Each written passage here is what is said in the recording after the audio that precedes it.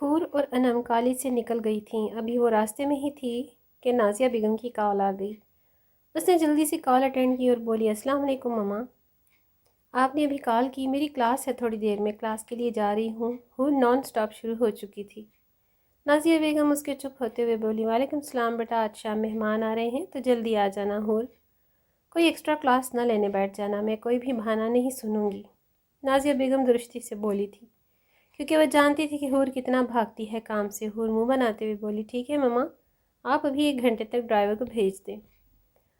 Library جانے میں انہیں 10 منٹ لگنے تھے اور واپس آنے میں بھی 30 منٹ میں حور کے خیال میں وہ دونوں مل کر بکس ڈھونڈ لیتیں۔ حور اور انم جب لائبریری میں داخل ہوئیں تو انم اسی ایسی سائٹ پر لے گئی جہاں رش زیادہ نہیں تھا۔ حور ایک شیلف کے ساتھ لگی بکس تلاش کر رہی تھی جب اسے اپنی پشت پر کسی کی سانسیں محسوس ہوئی۔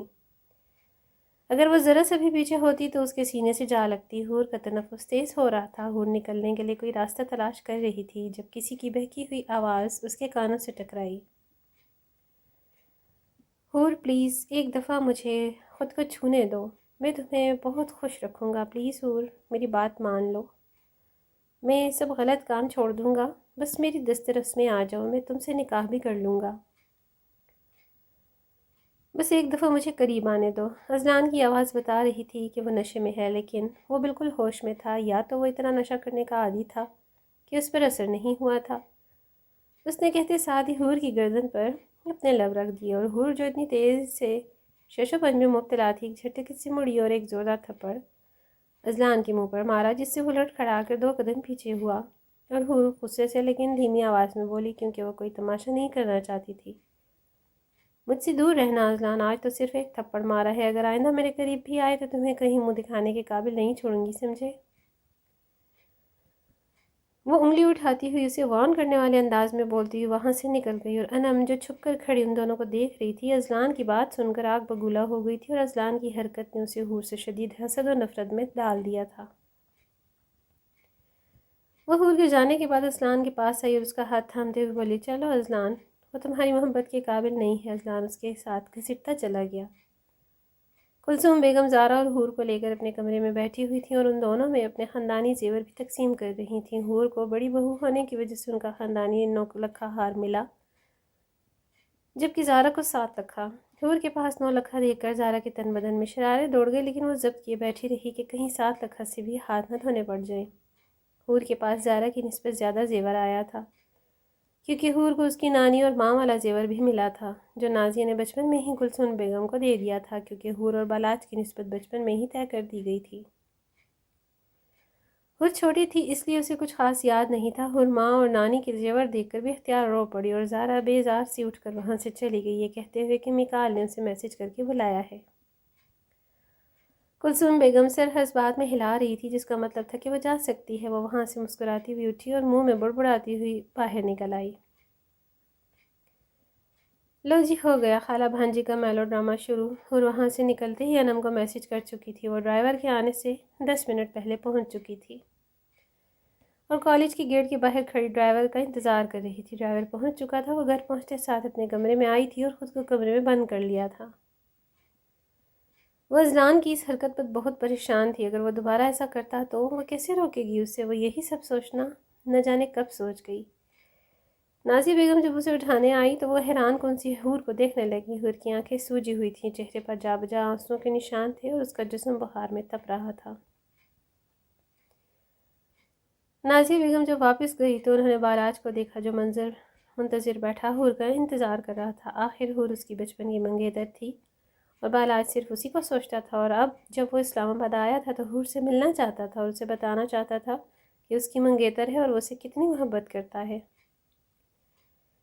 بالاج نازیہ کو دیکھتے ہوئے گویا ہوا، خالہ حور نہیں آئی؟ نازیہ بیگم پریشان سی بولی، نہیں بیٹا، اس کو بہت تیز بخار ہے، مجھے سمجھ نہیں آ رہا، صبح تک تو بالکل ٹھیک تھی۔ بالاج ان کو دیکھتا ہوا دوبارہ گویا ہوا، چلے حور کے کمرے میں ڈاکٹر کو فون کرتا ہوں۔ بالاج ڈاکٹر سے بات کرتے ہوئے کمرے تک پہنچا اور حور کو دیکھتے ہی مربوط سا ہو گیا۔ حور سوئی ہوئی سلیپنگ بیوٹی لگ رہی تھی۔ بالاج اس کے قریب پہنچا اور اس کے چہرے کو دیکھتے ہوئے ششدر سا رہ گیا، اور حور ہلکی آواز میں نیند میں بولی، اذلان پلیز مت کرو، میں سب کو کیا منہ دکھاؤں گی، مجھے جانے دو پلیز۔ اور حور بولتے ہوئے رونے بھی لگ گئی تھی، اور اتنی دیر میں ڈاکٹر بھی آ گیا تھا۔ اس نے حور کو سکون آور انجیکشن دے دیا تھا۔ اور میڈیسنس بالاج کو لانے کے لیے دے دی تھی، اور بالاج جو اس کے لفظوں کو سوچ رہا تھا ایک دم سے ہوش کی دنیا میں آیا اور دوائیاں لینے چلا گیا، لیکن بالاج کے اندر کہیں بہت کچھ ٹوٹا تھا جس کا درد ڈرائیونگ کے دوران اس کی آنکھیں بیان کر رہی تھی۔ وہ دوائیاں لینے کے بعد کافی دیر ایسے ہی ڈرائیو کرتا رہا اور کافی دیر تک ایک فیصلے پر پہنچ کے واپس گیا تھا، لیکن وہ حور کے سامنے نہیں جانا چاہ رہا تھا۔ اس نے نازیہ کو فون کر کے گھر کے گیٹ کے پاس بلایا تھا اور وہیں دوائیاں دے دی تھی، اور انہیں منع بھی کر دیا تھا کہ حور کو اس کے اور اس کے رشتے کے بارے میں نہ بتائیں۔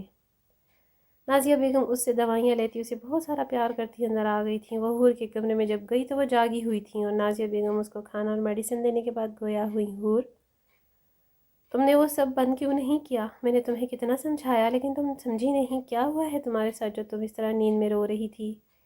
کیا کیا عدنان نے؟ کچھ اور؟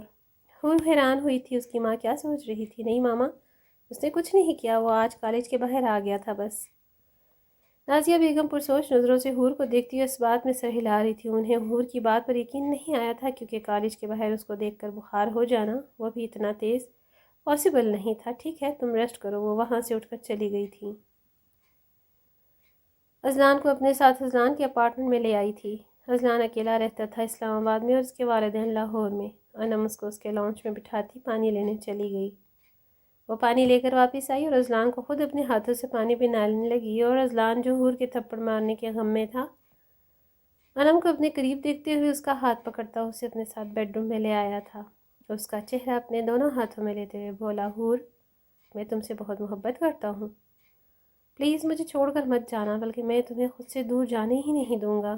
انم کا رنگ فک ہوا تھا اذلان کی بات کا مطلب سمجھ کے۔ وہ اذلان کو سمجھانے کے لیے بولی تھی، اذلان دیکھو یہ سب ٹھیک نہیں ہے ابھی، پلیز ایک دفعہ نکاح ہو جائے پھر میں تمہیں نہیں منع کروں گی، لیکن اذلان تو اس کو سن ہی نہیں رہا تھا۔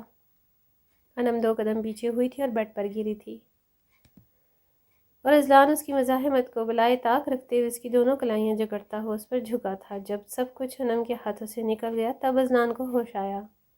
وہ ایک دم سے انم سے دور ہوا تھا، اور انم شکوہ کن نظروں سے اذلان کو دیکھ رہی تھی اور روتے ہوئے بول رہی تھی، اذلان تم نے سب ختم کر دیا، میں کسی کو کیا منہ دکھاؤں گی؟ میں کیا کروں اب؟ بتاؤ مجھے، میں کیا جواب دوں گی اپنے ماں باپ کو؟ یہ سب تم نے حور کی وجہ سے کیا ہے، اس نے تمہیں اور مجھے برباد کر دیا۔ وہ آخری بات پر چیخ اٹھی، اور اذلان جو اتنی دیر سے پریشان کھڑا تھا اس کے بال جگڑتے ہوئے چیخ پڑا، چپ، بالکل چپ، خبردار جو ایک لفظ بھی اپنے منہ سے نکالا تو خود میرے پاس آئی تھی، میں نہیں، اس لیے میرا قصور نہیں ہے، اور اگر تم چاہتی ہو کہ میں تمہیں اپنا نام دوں اور تمہاری بدنامی نہ ہو تو اپنا منہ بند رکھنا، اور جب تک میں واپس نہیں آتا اپنا حلیہ درست کرو۔ وہ گھر سے نکل گیا تھا، لیکن جب واپس آیا تو اس کے ساتھ ایک نکواہ خواہ تھا اور 4 لڑکے۔ اذلان نے انم سے نگاہ کر لیا تھا، اور انم تو اب خوشی سے پھولے نہیں سما رہی تھی۔ اس کو اذلان مل گیا تھا، لیکن وہ اس بات سے انجان تھی کہ اذلان اس کی زندگی حرام کرنے والا تھا۔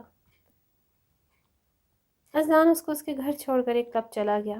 زارا جو اپنے کمرے میں آ گئی تھی، اس نے فوراً ہی اپنی ماں کو فون کیا تھا، اور کال پہلی بیل پر اٹھا لی گئی تھی، اور زارا نان سٹاپ شروع ہو چکی تھی، امی اس بار آج نے شادی کر لی ہے اپنی کزن سے۔ لائبہ سے کہیں بالاج کے خواب دیکھنا چھوڑ دے، وہ کبھی بھی لائبہ سے شادی نہیں کرے گا، کیونکہ اس کی بیوی بہت خوبصورت ہے، اتنی کہ مرد تو مرد، عورتیں بھی اس کے حسن سے متاثر ہو جاتی ہیں، حتیٰ کہ میں بھی۔ زارا بول کے چپ ہوئی تو شاہدہ بیگم بولی، زارا کچھ بھی کر لو لیکن اس کو بالاج کی زندگی سے نکالو، میری بچی کا دل نہیں ٹوٹنا چاہیے۔ تو جانتی ہے وہ کب سے بالاج کی محبت میں دل بسائی بیٹھی ہے، کچھ بھی کر لو لیکن اس کی بیوی کو نکالو وہاں سے، وہ حقارت سے کہہ رہی تھی۔ جب زارا دوبارہ بولی، امی میں کر لوں گی نا، ابھی فون رکھتی ہوں، سلون جانا ہے اور پلیز لائبہ کو بھیج دینا سلون، خدا حافظ۔ وہ فون رکھتی ہوئی اپنا ڈریس اور جیولری اٹھاتی باہر گاڑی کی طرف چل دی تھی۔